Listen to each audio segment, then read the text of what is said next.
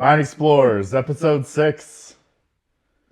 We're back from Toronto. We made it back just a few days ago, so we're still a little tired playing catch-up.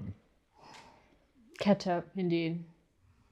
And daylight savings, to boot. And daylight savings, yeah. So we had a 2-hour time change going from the East Coast back to Salt Lake City, and then kind of just adjusted to that because it was a few days ago, and then today we had daylight savings kick in. Yep, but PDAC, that was a big show. So the final attendee count was over 27,000.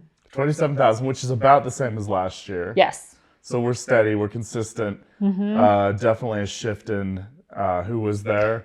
So a lot less lithium companies. A lot less. I think we saw maybe 5 compared out of the to entire. Maybe 20 last year and like 40 the year before. Yeah, a lot more activity around gold and copper. So that was exciting because those are a lot more stable commodities.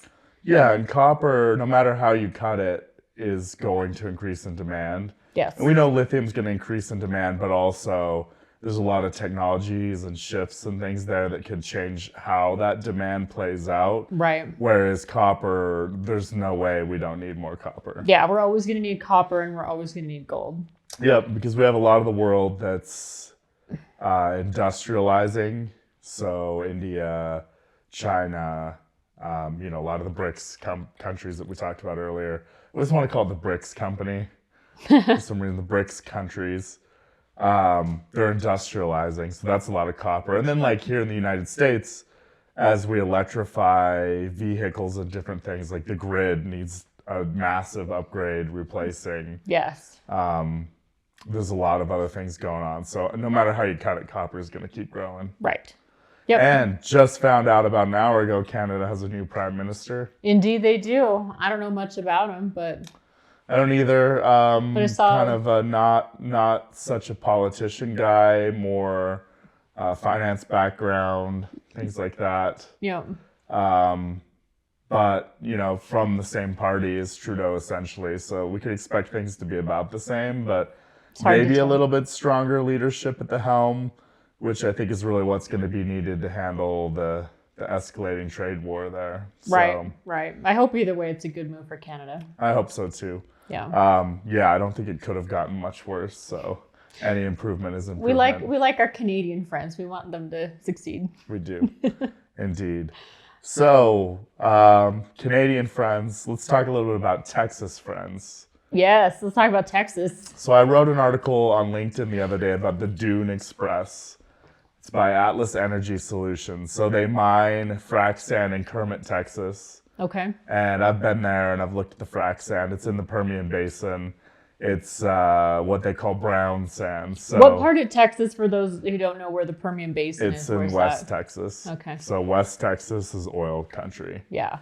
It's flat. There's ranches and oil. I guess if you're watching Landman, because that's out right now, their show takes place in the Permian Basin. Yeah, of course. It's where all the action happens. Yeah. So Houston is where a lot of the oil companies are based, and there's a lot of oil technology companies and things there, and a lot of refining that happens there. But when you think about producing wells and fracking and big oil production in the United States, the Permian Basin's where it's at. Yeah, so totally. Lot of what you're going to see on TV is there. But anyway, Atlas, they came up with a really novel solution. So there's tens of millions of tons of frac sand mined in the Permian every year and consumed in the Permian every year, which is great.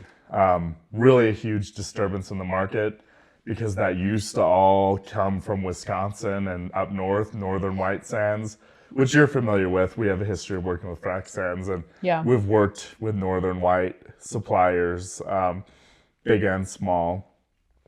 What's left of them anyway. They're pretty decimated. Yeah, it's a long ways to travel for sand. Yeah, so in the Permian, so Atlas has a unique situation where traditionally all the frac sand's been mined there, it's put into trucks, it's taken to the wellhead where it is made into a fracking solution and pumped into the ground, and frac sand's used to hold the cracks open after they're fracked. So it's a great natural solution to hold the fractures open and keep the natural gas and the oil flowing. But what Atlas did is they built a conveyor belt, a 40-plus mile conveyor belt. I think it's 42 miles that goes from Kermit, Texas, where they mine, just across the border into New Mexico, which is also part of the Permian Basin. And this thing's a monster, so it's capable of moving 13 million tons a year. Wow. Yep. What does 13 million tons of sand look like? So you can visualize that as the Great Pyramids in Egypt, Okay. made out of sand, a giant sand pile twice over. So you take the pyramids, sand, and then just double them, so twice as many.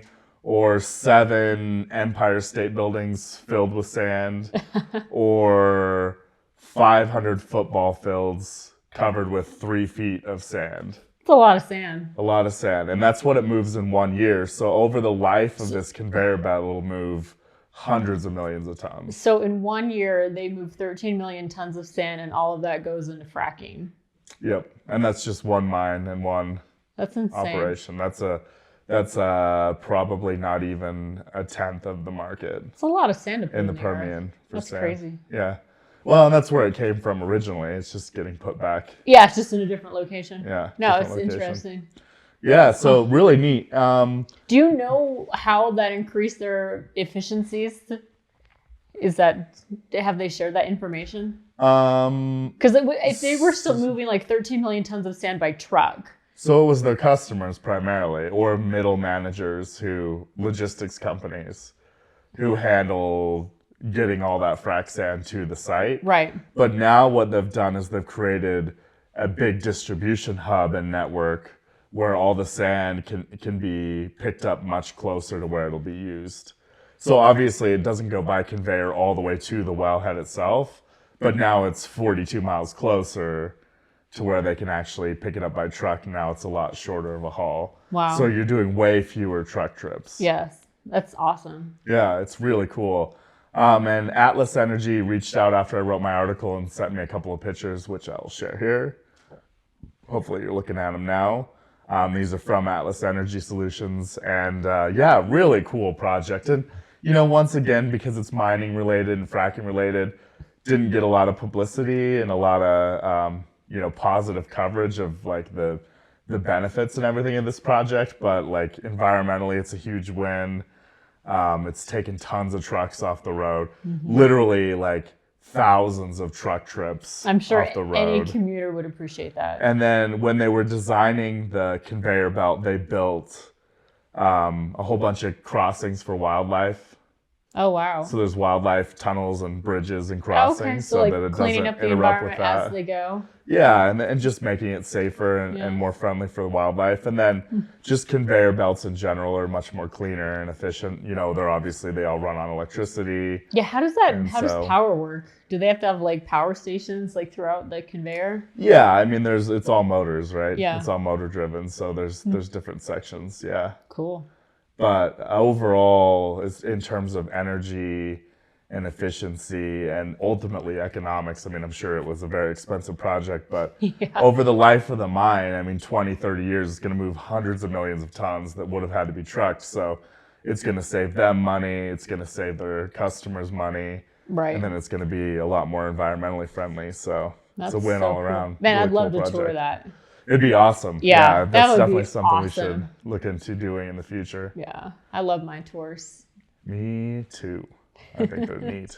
They are neat, and it's not something that we get to do. Even though we're in the mining industry, it's still, I could do a mine tour every day or once a week at least. That would be awesome. There you go. Yeah, that'd be rad. And there's enough mines in the United States. There are over 10,000 Yeah, active mines in the United we States. know where all so of them are you could tour one a week for many, many years. for a few years. Without even going internationally. Yeah, that'd be cool. And then by the time you loop around again, there's going to be new mines opened up to go look at. So it's always changing. The modern life cycle of a mine has, depending on the type of commodity, we have gold mines now that open up and they operate for 5 years and then shut down and they're completely reclaimed. And, within a decade, start to finish, starting, mine, reclaim it all, and they're done and covered up pretty quickly. So That's crazy. What's the shortest lifespan of a mine? Like, What commodities typically So- has the shortest lifespan? So things that run the longest, when we look at like crushed stone quarries, generally a 20+ year life is Oh, yeah. ideal. Longer the better, because we never run out of a need for crushed stone. And these mines have hundreds of millions of tons of reserves. Right. So The deposits they are mine out. typically a lot larger. when it comes to things like coal, generally, they run for decades. Yeah. Smaller ones, high grade anthracite and things like that, they may go in, open up some panels and mine in 5 or 10 years and then shut down. Generally, they get priced out. Economics play a factor. Well, A lot always. of coal right. operations. Gold is very strategic, and they generally, a life of mine is anywhere from 5 to 10 years, and they come in and get everything and then reclaim it. Right. So they run fast. But I mean, every year that you're operating and you're not producing to the fullest extent has a big impact on your all-in sustaining costs, your AISC of your gold ounces. So the idea when you look at these, in every mine's an economic exercise. You need to figure out the most efficient way to go in, extract the most ounces, and then reclaim the mine as quickly as possible. So generally, there are deposits where you can continue to develop and bring in new ounces, but a lot of them, they have a finite mine life and they go in and they run. So Right. large open pit gold mines, like Long Canyon, for example, 5-year mine life, now they're done. Yeah. Yeah. So there are more ounces there underground, under the water table, and Newmont's selling that project. Nevada Gold Mines is selling that project, so somebody else may come in and continue with it, or they'll reclaim it, and the gold below the water table will just stay there for Right. some future date when gold's gold's high enough that it high makes enough a lot where of it's sense. economical. Yeah. I mean, even gold being at 3,000 an ounce right now, it's still, we're not seeing as much gold projects as I would like to see right now. Right, and it takes a while, and there's not as much pressure like there is in copper and things like that, where we have a lot of big technology companies and a lot of countries that would like to see a lot more domestic production of critical minerals. Yeah. And copper is a highly critical mineral, even though it's not on the list.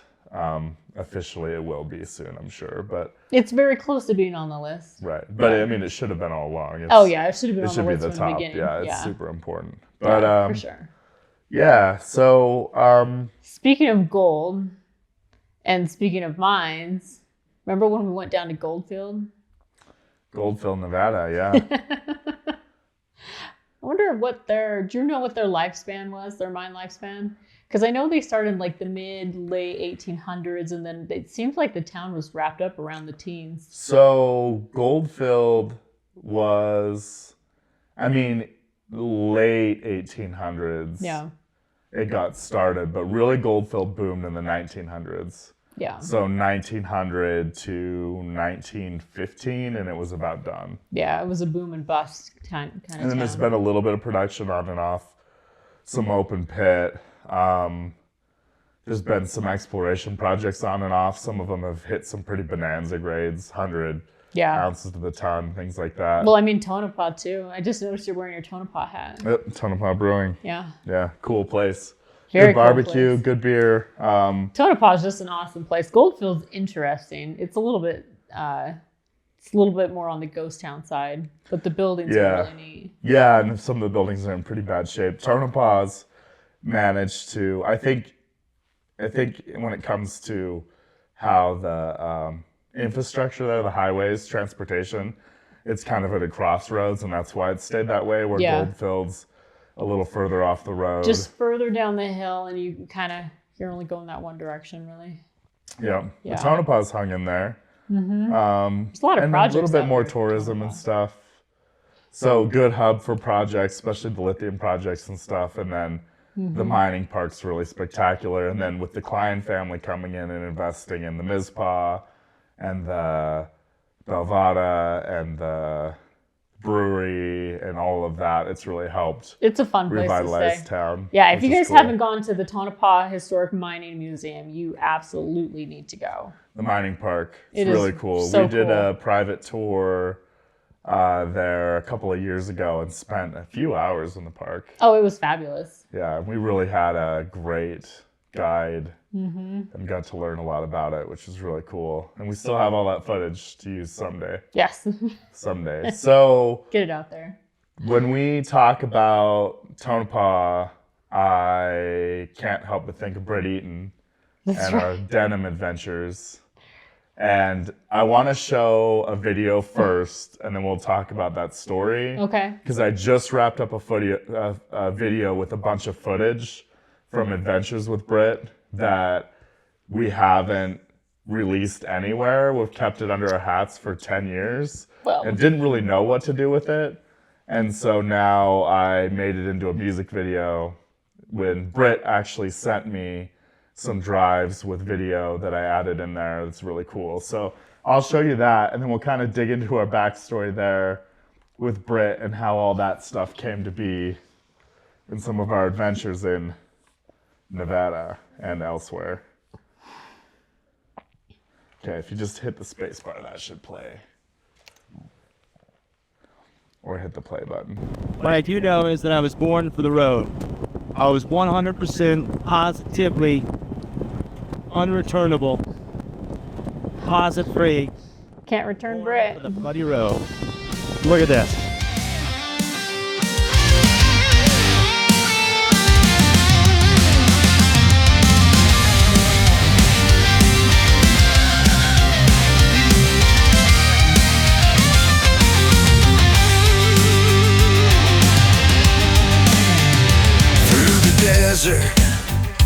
Through the dust, Oh, I love the old mine signs. chasing legends, sifting rust.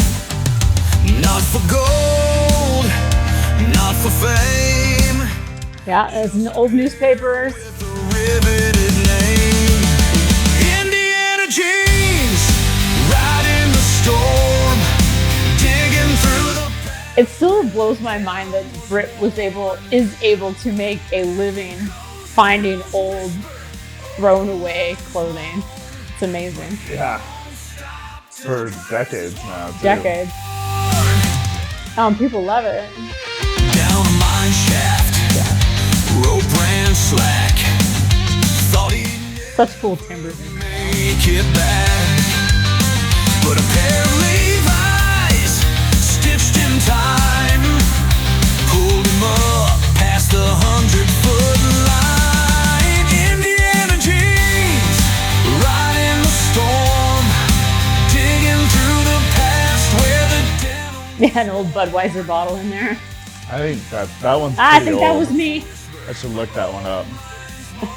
He won't stop till the prize is Yeah, I love the candle boxes.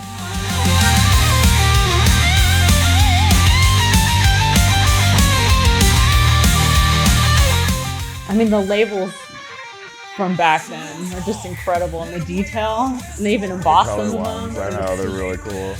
Yeah. Pretty So rare much now. character. Yeah, And, like, the simple- paper labels just disappear in any moisture. Yeah. Oh, but these so dry out here. from dynamite blast to rattlesnake nests. Pulled up old jeans on an outhouse quest. He's seen ghosts, Oh wow. The signal sign. but he won't stop till the denim's traced. Indiana jeans, riding the storm, digging through the past where the denim was worn. Ghost towns whisper, old minds moan, but he won't stop till the prize is won. A pair of blues, Ugh, I remember that. faded stories in every line. If you see him, tip your hat. Indiana jeans, he ain't looking back.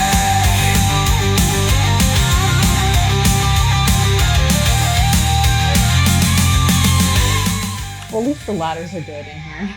Yeah, sort of. You see that crossing? That was me crossing that ladder at the end. Oh yeah. Yeah, and it's cool because Brit actually had another camera, so he was able to get both sides of that. So I was wearing the GoPro on my head when I crossed the ladder, and then he was looking up from the bottom of it. How so deep able was to see. that? It's about a 50-foot drop Yeah, that would hurt. underneath. Yeah, that's yeah. And we were already down a few rappels. Yeah. And a lot of ladders, and in the bottom of a pit to start with. So That's it was you not. got to be so careful. And out nobody there. knew where we were. Like I think we not. parked the side by side like a mile away and hiked in.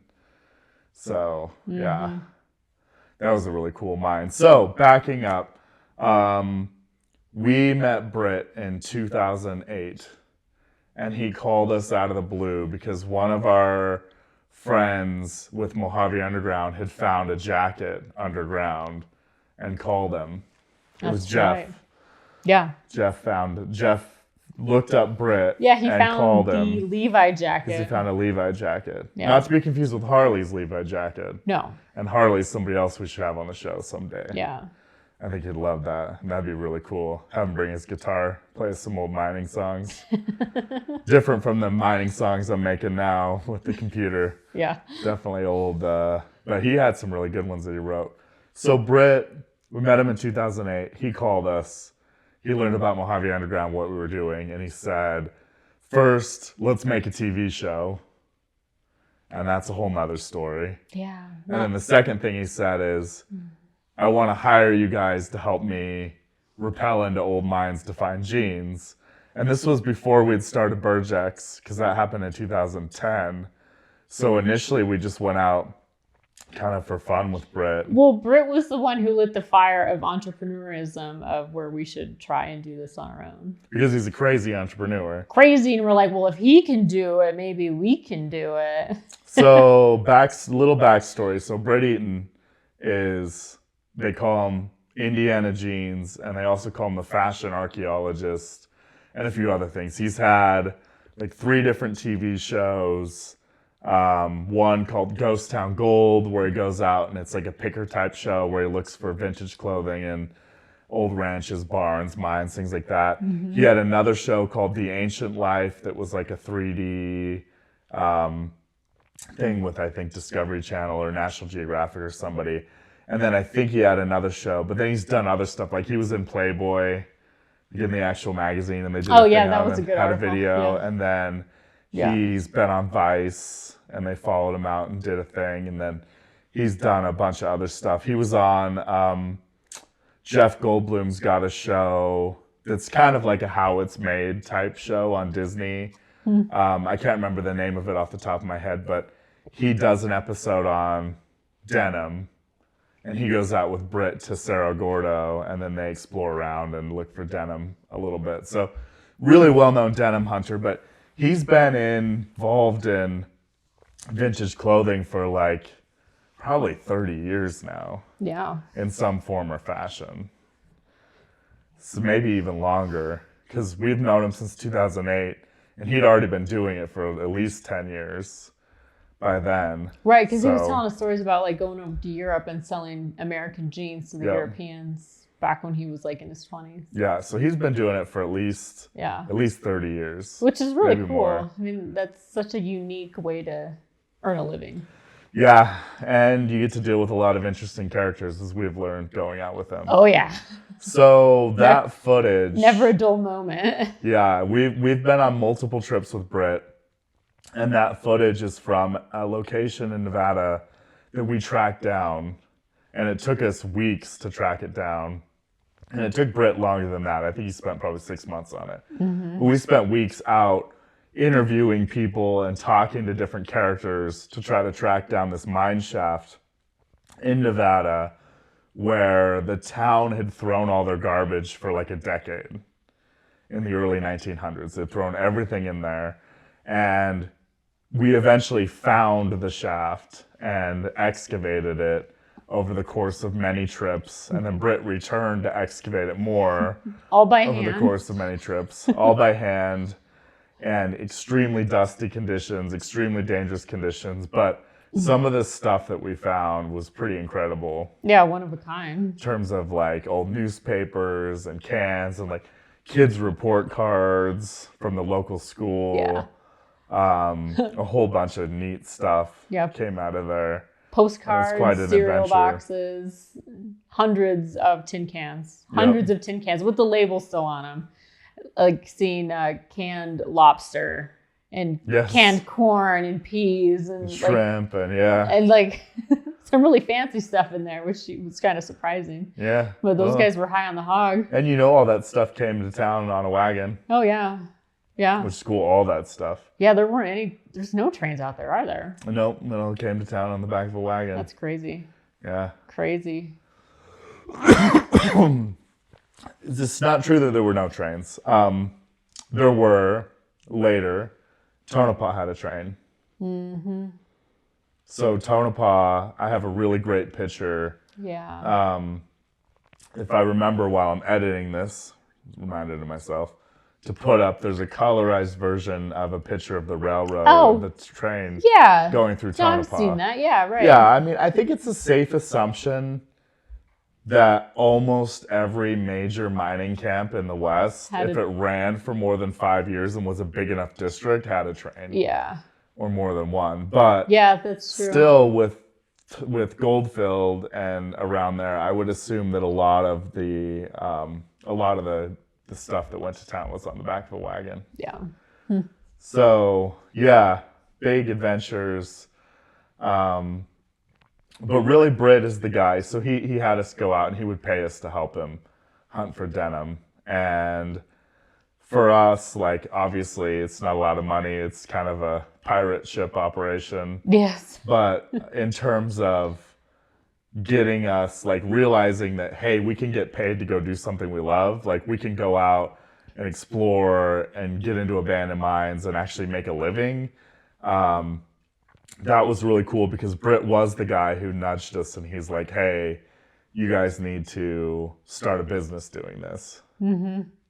And he's like, there's definitely lots of companies out there that would hire you to go rappel into mines to get samples and map and all that. And he wasn't wrong. It was just. Well, mostly wrong. There weren't very many companies at all.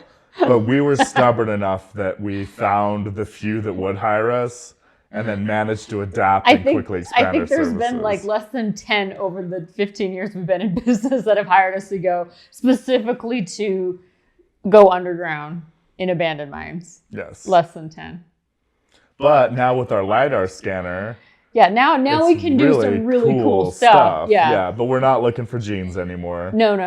But back then it was like, we'll just take whatever we can get. And Yep. And if it's looking for jeans or doing whatever, mapping, helping with sampling, we'll take it. But Brit was really the guy who convinced us to be an entrepreneur and somebody who was an entrepreneur for many decades and had a lot of crazy stories about it. Mm-hmm. One of the quotes that Brit said that I really remembered is he said, I'd rather sit on a dirt floor and eat rice every day than work for somebody else again. Right. And when we were I remember starving, that. I think it was ramen. ramen. Yeah, I think he said rice, but it could have been ramen same, basically. Same. But I remembered that quote a lot when we were starving and had to sell our furniture to pay bills. Yeah. And literally would like sit on the floor and eat ramen. Yeah, there was lots of times where the stairs was the couch. You just sat on the You stairs. sit on the stairs, yeah. Yeah, I learned to be pretty frugal. Yeah, I mean, you have to be. When you're starting a business and you really don't know much about it, like we really had to bootstrap our way into the mining industry. Yeah, which I think is, for us, I think it was a great way to do it. Yeah, it works out. I can't imagine doing it any other way. And I'm like, especially getting a loan or having investors or any of that. It's just, that seems terrifying to me. We didn't.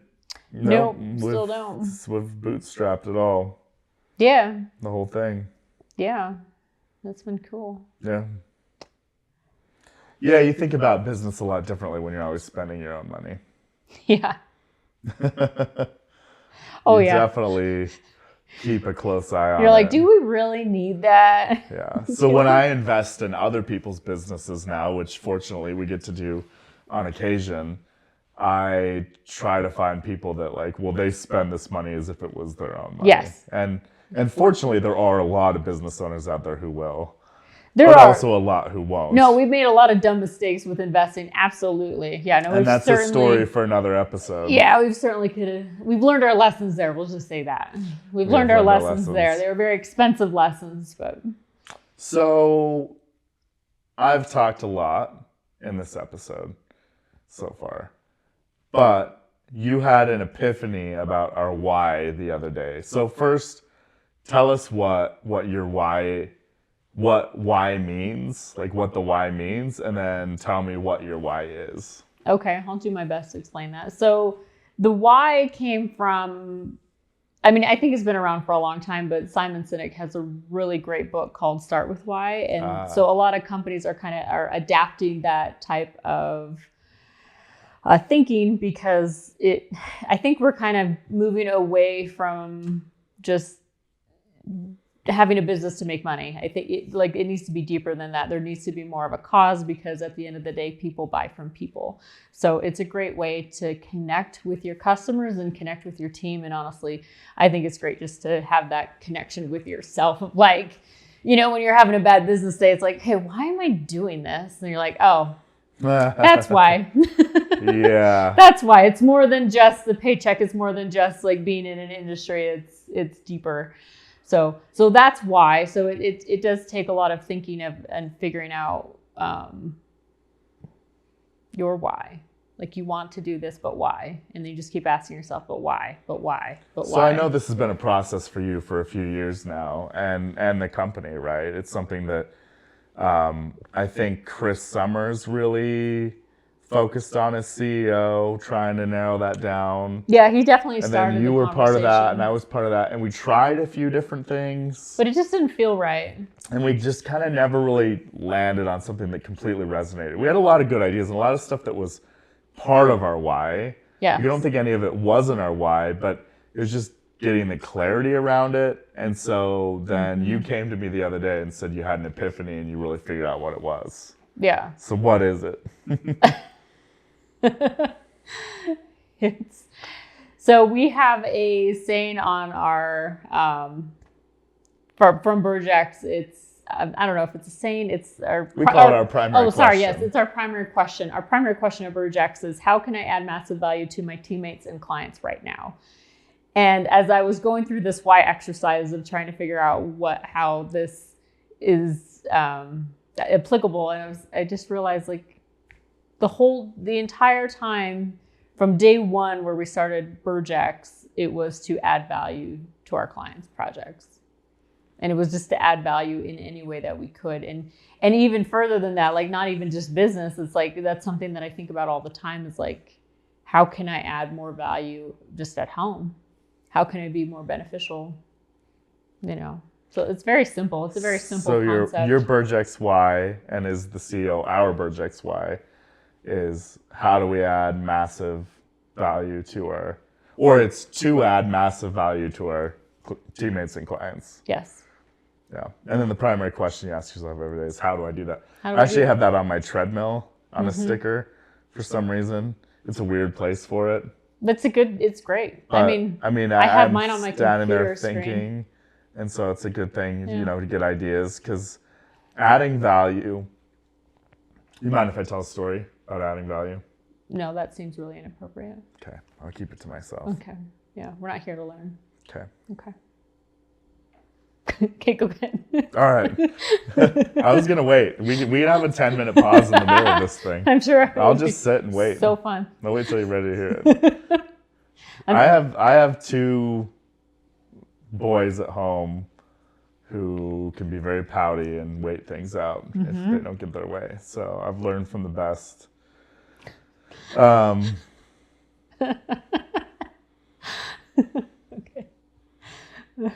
Sorry, go ahead. Okay. So adding value, we talked about this. We had a team meeting in Burjack's the other day about adding value and little ways we can add value. And it's super key. So I thought about like one of the easiest ways we found to add value just quickly and easily is on almost every project we do, we're taking photos and videos for internal use or to document things. We're doing site visits when we're doing market studies, evaluation. We throw drones up in the air to get kind of overview photos, which gets great footage that our clients can use. I mean, almost all of our clients need to sell their project at some point. Yeah. They're either selling it to a bigger company, they're selling it to a group of investors, they're selling it to a PE firm, they're selling it to the public to get their social license to operate. So one of the things that I found is a really easy value add is sending the clients the photos and the videos as we generate them, which I think is a great idea. No, I love that, and they love that. I mean, we've been doing that for a while now, but always adding photos. I love photos. But the other thing is, the other day I had a broker who reached out to me with a project, and he wanted us to continue to consider developing it. And I collected a bunch of market analysis data and stuff for the project. And it's something I could totally keep internally because we ended up passing on the project and not taking it on. Right. But I just went ahead and gave this client all of the data, or this potential client, all of the data that I collected, because I was like, if I'm not working on this project, it's not doing me any good. It's stuff that would help him. So I actually gave him a bunch of feedback on his pitch deck, and I gave him a bunch of the market data that I collected and said, here's how you can use this to approach the next group. Yeah. And what was interesting is this guy was the broker in the middle, but the actual property owner is somebody that I've been interested in working with for a really long time. And so that all went back to them, and it came full circle, and he came to me and said, hey, you did really great work on this. Would like to work with you on a bunch of other stuff. And he actually had an opportunity to see our work because I gave it to this other guy free of charge as like a value add.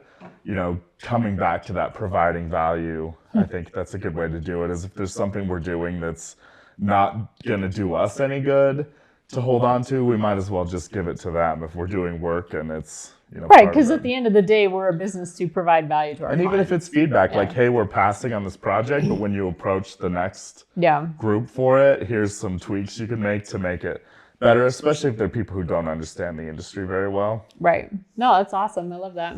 Yeah, so I think that's good for this episode.